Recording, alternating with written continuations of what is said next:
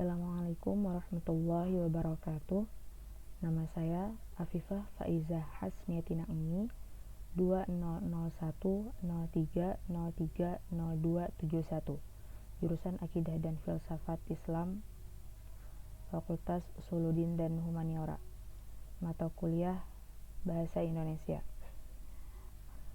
Dosen pengampu Rahmat Rizkiansyah, SPDI, SAP, MPD. Kali ini saya akan membahas tentang EYD dengan materi pokok, pengertian, perkembangan EYD dari Van Ophuijsen hingga Puebi, pemakaian dari penulisan huruf, penulisan kata, pemakaian tanda baca, dan penulisan angka dan lambang bilangan. Pengertian EYD. EYD adalah ejaan yang sudah disempurnakan. Artinya, semua kata atau kalimat harus diatur sedemikian rupa yang sudah disempurnakan untuk membuat sebuah karya tulis menjadi sempurna. Selanjutnya, perkembangan EYD dari Van Ophuijsen hingga Puebi. Ejaan Van Ophuijsen.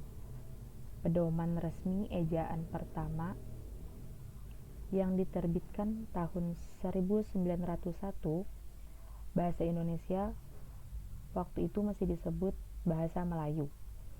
Bisa ditebak dari namanya, ejaan ini disusun oleh orang Belanda bernama Charles A. Van Ophuijsen dan dibantu oleh Engku Nawawi gelar Sultan Makmur dan Muhammad Taib Sultan Ibrahim. Ejaan Suwandi diresmikan pada tanggal 19 Maret 1947, disebut ejaan Suwandi karena penyusunnya adalah Mr. Raden Suwandi yang waktu itu menjabat sebagai Menteri Pendidikan, Pengajaran, dan Kebudayaan. Ejaan ini dikenal sebagai ejaan Republik. Pembaharuan dari ejaan Suwandi terletak dalam penggunaan diftong atau gabungan dua huruf vokal,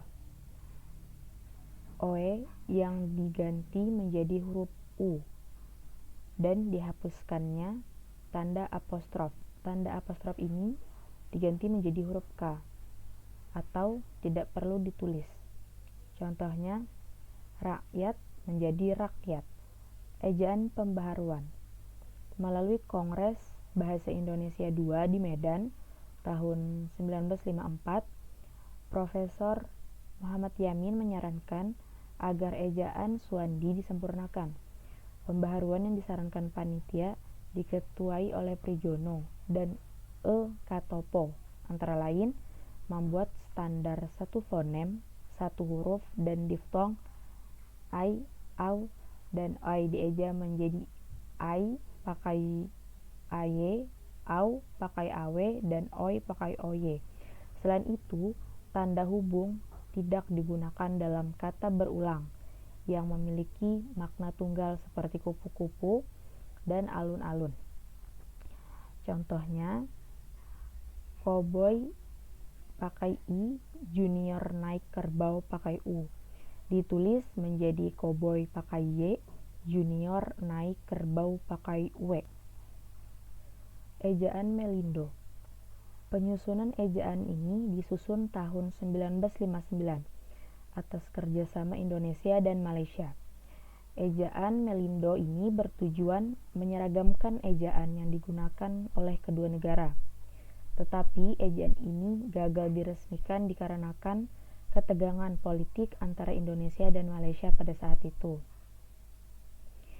Selanjutnya, ejaan LBK atau Lembaga Bahasa dan Kesusastraan. Ejaan ini lanjutan dari ejaan Melindo yang tidak jadi. Panitianya masih campuran antara Indonesia dan Malaysia dan dibentuk pada tahun 1967. Isinya juga tidak jauh berbeda dari ejaan yang disempurnakan.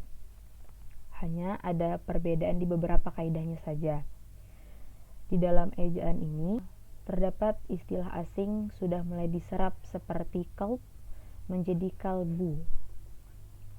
Selanjutnya, ejaan yang disempurnakan atau EYD. Ejaan ini berlaku sejak tahun 1972 sampai 2015. Ejaan ini mengatur secara lengkap tentang kaidah penulisan bahasa Indonesia, antara lain tentang unsur serapan, tanda baca, pemakaian kata, pelafalan huruf E, penggunaan huruf kapital, dan penggunaan cetak miring.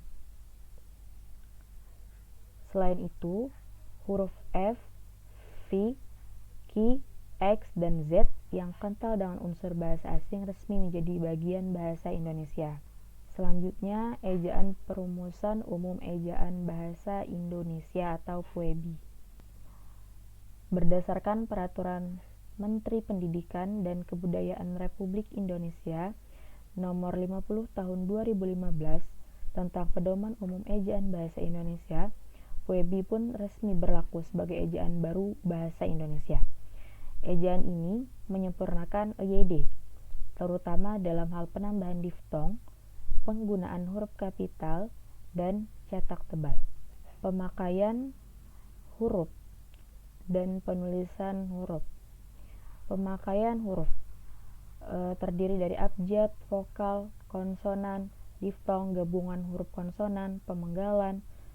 Yang pertama, huruf abjad terdiri dari huruf A, B, C, D, E, F, G, H, I, J, K, L, M, N, O, P, Q, R, S, T, U, V, W, X, Y, Z.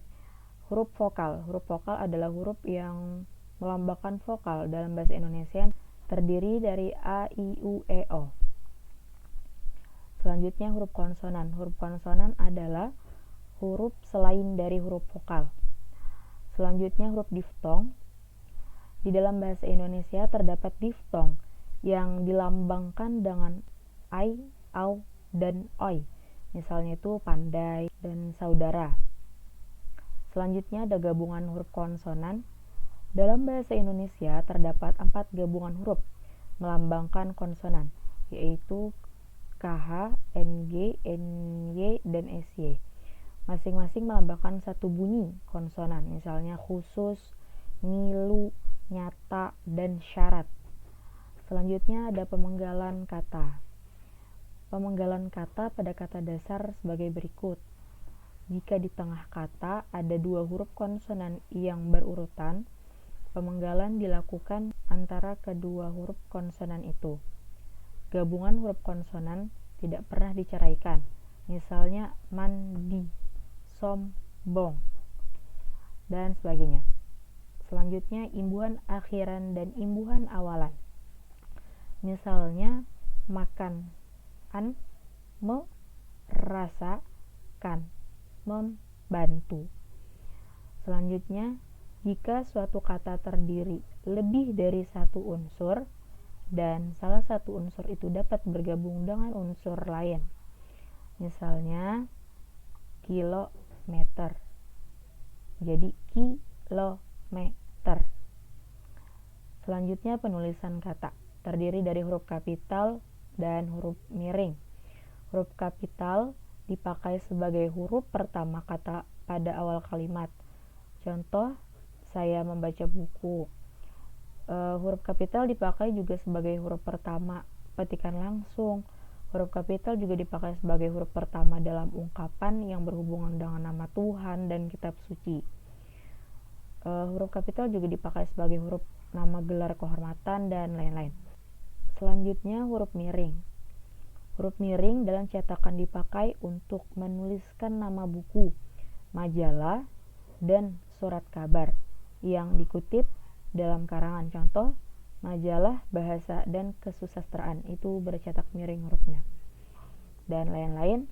Selanjutnya penulisan kata terdiri dari kata dasar, kata turunan, kata ulang, gabungan kata, kata ganti kau, ku, mu, dan nya, kata depan di, ke, dan dari, kata sandang si dan sang, partikel, singkatan dan akronim, angka, dan lambang bilangan. Yang pertama ada kata dasar. Kata dasar ditulis sebagai satu kesatuan. Contohnya pagar. Ada kata turunan. Imbuhan ditulis serangkai dengan kata dasar. Contohnya berduri. Kata ulang ditulis lengkap dengan menggunakan tanda hubung. Contoh lari ditambah dengan tanda hubung lari. Dibaca lari-lari. Selanjutnya, gabungan kata. Gabungan kata yang biasa disebut kata majemuk. Contohnya itu duta besar.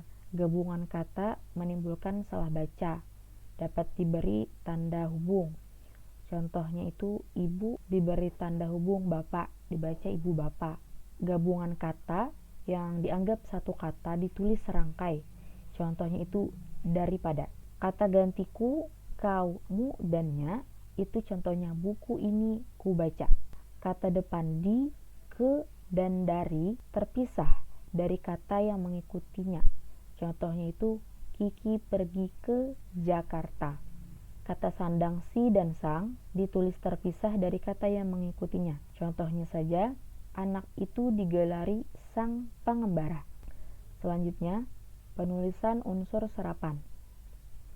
Unsur serapan dalam bahasa Indonesia dapat dibagi menjadi dua kelompok besar. Pertama, unsur asing yang belum sepenuhnya terserap ke dalam bahasa Indonesia, seperti de facto. Yang kedua, unsur asing yang penulisan dan pengucapannya itu disesuaikan dengan kaidah bahasa Indonesia. Selanjutnya, pemakaian tanda baca. Terdiri dari tanda titik, tanda koma, tanda titik koma, tanda titik dua, tanda hubung, tanda pisah, tanda elipsis, tanda seru, tanda kurung siku, tanda petik ganda, tanda petik ganda, tanda petik tunggal, tanda garis miring, dan tanda pengikat. Penulisan angka dan lambang bilangan. Bilangan dalam teks yang dapat dinyatakan dengan satu atau dua kata ditulis dengan huruf, kecuali jika dipakai secara berurutan seperti dalam perincian. Misalnya, mereka menonton drama itu sampai 3 kali. Selanjutnya, bilangan pada awal kalimat ditulis dengan huruf, misalnya 50 siswa teladan mendapat beasiswa dari pemerintah daerah. Selanjutnya, angka yang menunjukkan bilangan besar dapat ditulis sebagian dengan huruf supaya lebih mudah dibaca. Misalnya, dia mendapatkan bantuan 250 juta rupiah untuk mengembangkan usahanya. Selanjutnya, angka dipakai untuk menyatakan ukuran panjang, berat, luas, isi, dan waktu serta nilai uang. Misalnya, 0,5 cm. Selanjutnya, angka dipakai untuk menomori alamat seperti jalan, rumah, apartemen, atau kamar. Misalnya, Jalan Tanah Abang 1 nomor 15. Selanjutnya, angka dipakai untuk menomori bagian karangan atau ayat kitab suci. Misalnya, bab 10 pasal 5 halaman 252. Selanjutnya, penulisan bilangan dengan huruf dilakukan sebagai berikut. Yang pertama, bilangan utuh. Misalnya 12. Yang kedua, bilangan pecahan. Misalnya setengah atau seperdua. Selanjutnya, ada penulisan bilangan tingkat dapat dilakukan dengan cara berikut. Misalnya, abad ke-20. Selanjutnya, penulisan angka yang mendapat akhiran an dilakukan dengan cara berikut. Misalnya, 5 lembar uang seribuan.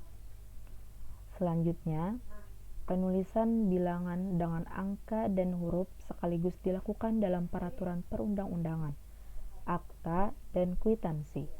Misalnya, telah diterima uang sebanyak 2.950.000 rupiah untuk pembayaran 1 unit televisi.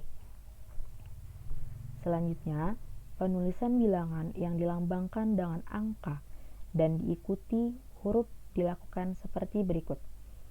Misalnya, Saya lampirkan tanda terima uang sebesar Rp900.500.50. Selanjutnya, bilangan yang digunakan sebagai unsur nama geografi ditulis dengan huruf misalnya Raja Ampat. Sekian yang dapat saya sampaikan.